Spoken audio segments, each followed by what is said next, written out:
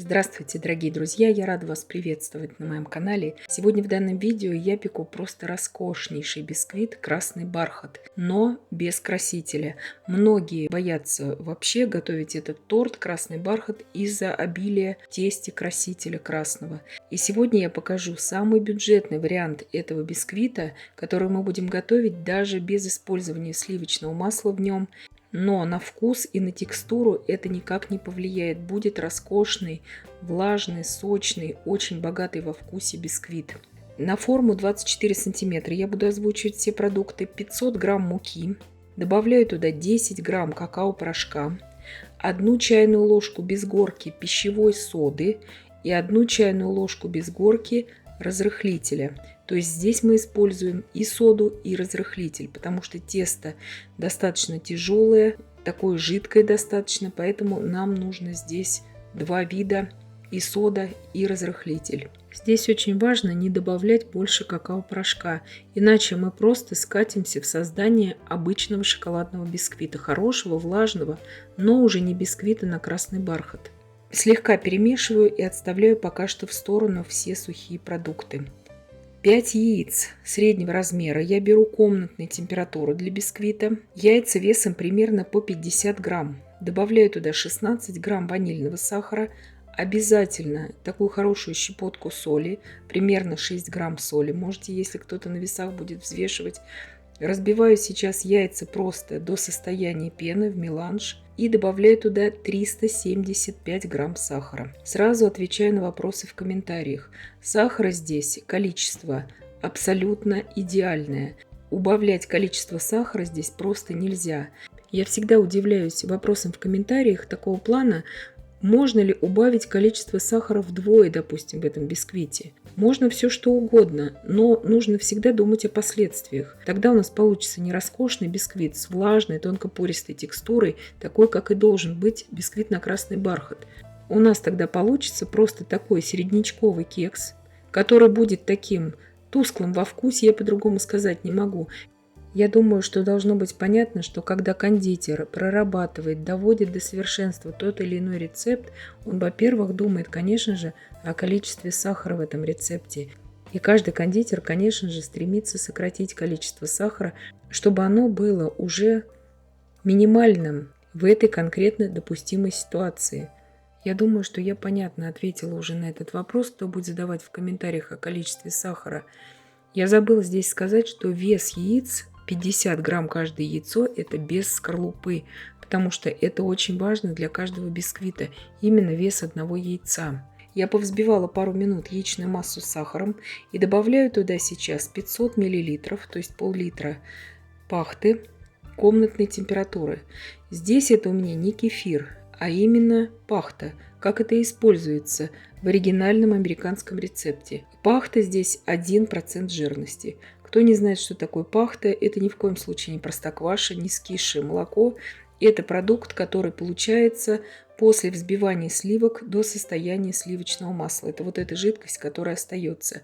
Если у вас нет пахты, и вы не можете ее купить нигде, у нас в Германии она продается в каждом магазине, тогда просто возьмите 400 мл кефира 1% и 100 мл молока, потому что кефир, он очень резкий, по вот своим свойствам он гораздо более резким, чем пахта, и поэтому следует немножко молоком его разбавить. Я добавила туда еще 200 грамм, говорю в граммах, растительного масла без запаха. Я использую рапсовое масло, чтобы не было привкуса домашней выпечки. Я просто это все перемешала. Ничего я дальше не взбивала. И сейчас просеиваю туда всю сухую смесь. Духовка у меня уже разогрета на 170 градусов Цельсия. Сейчас просто миксером, ничего я здесь лопаткой вмешивать не буду, просто миксером я перемешаю всю эту массу до однородности.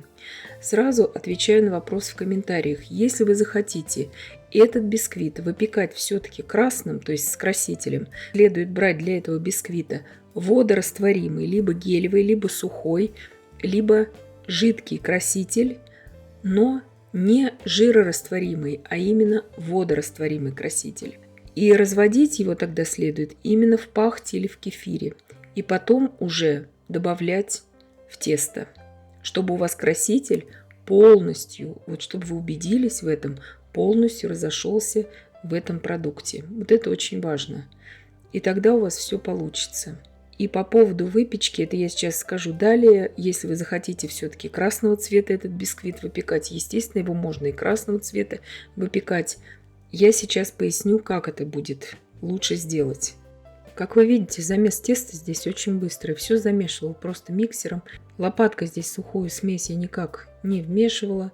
Все просто перемешала. Сейчас прохожусь лопаткой просто с дна и с боков миски, чтобы ничего у нас не осталось, чтобы бисквит был у нас одного цвета. Итак, бисквит я буду выпекать в заранее разогретой духовке при температуре 170 градусов Цельсия на режиме вверх-вниз без конвекции на среднем уровне 1 час 10 минут.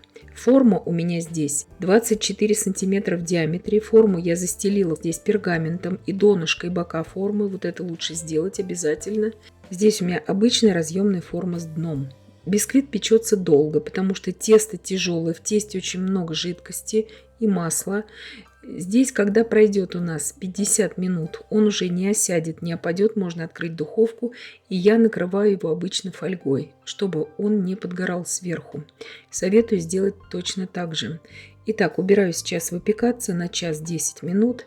Бисквит у меня испекся. Вот такой он идеальный получился. Сверху это все равно шапочка будет срезаться.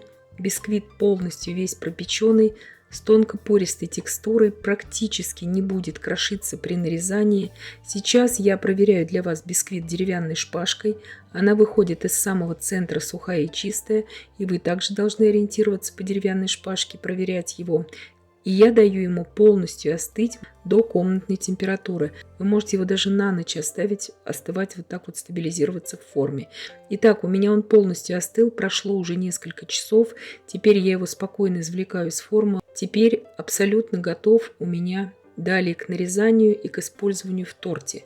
Бисквит роскошнейший на вкус, благодаря своей рецептуре. Здесь не нужно уменьшать количество сахара и ни в коем случае не нужно здесь увеличивать количество какао-порошка. Итак, нарезаю по обыкновению кондитерской струной. Вот так идеально он просто нарезается, практически без крошек. Это очень важно, я считаю, для бисквита красный бархат, потому что есть некоторые типы красного бархата, уже сколько я их в своей жизни перепробовала, они экстремально просто крошатся, особенно когда с большим количеством сливочного масла. Вот такие вот идеальные коржи, влажные, их видно, какие они эластичные, они тают буквально во рту. Я сейчас специально шапочку вам буду показывать на разломе, потому что так вот, когда нарезаем просто струной или ножом, понять текстуру до конца невозможно. Нужно именно смотреть разлом. Вот на шапочке я сейчас вам покажу. Я ее потом все равно буду использовать для обсыпки боковинок у торта. Я здесь нарезаю на достаточно такие высокие коржи, но вообще этот бисквит, вот выпеченный, его можно разрезать спокойно на 4 коржа. Мне просто для моего последующего торта нужно только 3 коржа.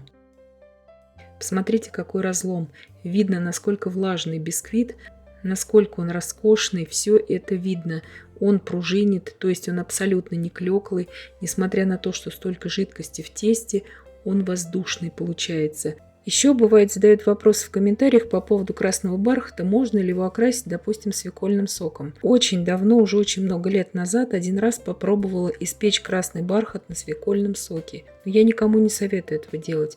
Окрасится он буквально на какую-то йоту, к бордовому, такому бурому какому-то цвету. Но по вкусу на свекольном соке он получается отвратительный. Вот на мой вкус. И я никому не советую это делать. Это вот на мой вкус. А там смотрите сами. Поэтому как бы и целью этого видео я для себя поставила такую, чтобы показать, что в принципе без красителя можно испечь роскошнейший бисквит красный бархат. И по вкусу у вас получится торт красный бархат. Просто он будет натурального цвета, не красного. Если вы все-таки захотите испечь этот бисквит с красителем, я советую разделить это тесто на 3 коржа. И каждый раз замешивать на каждый корж отдельное тесто. Иначе у вас будут все-таки коричневеть вот эти боковинки и донышко, чего нельзя допускать в красном цвете. Поэтому весь этот рецепт нужно, если вам на 24 сантиметра, просто разделить на 3. Вам нужно тогда яйца, эти 5 яиц смешать в меланж и на весах отвесить по 83 грамма яичной массы. И выпекать примерно минут 20-25, это будет зависеть от вашей духовки, также на 170 градусах Цельсия, но уже отдельно каждый корж. Обрезков там не будет никаких, он будет плоским, этот корж, и все у вас получится идеально. Вот такой у нас роскошный результат в итоге получился, и я надеюсь, что видео было полезным и познавательным. Подписывайтесь на мой канал, ставьте лайки, пишите комментарии. Я всем желаю больших успехов и до встречи в новых видео.